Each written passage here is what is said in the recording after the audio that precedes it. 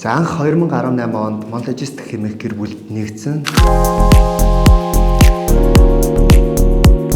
Шинэхэн аа буюу дөнгөж нэг хүүхэдтэй миний хувьд байсан байна. За ингээд 2 дахь хүүхэд, 3 дахь хүүхэд маань одоо төрсөн. За тэгээд энэ хугацаанд 2 дахь, 3 дахь хүүхэдтэй болоод ирэхээр аав эцэг хүний хувьд бол илүү их үүрэг хариуцлага бас орж ирдэг юм байна.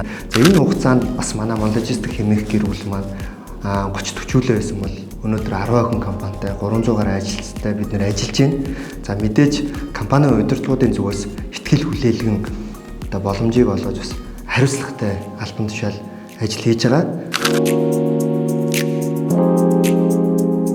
За тэгээд амьдралын зорилго, ажлын зорилго маань бас энэ дээр уялдаад гэх юм уу одоо цаашдаа өөрөө сурч хөгжих одоо хэрэгцээ шаардлага бас мөн үүсэж байна. Миний дараагийн зорилгууд маань шинжлэгдсэн.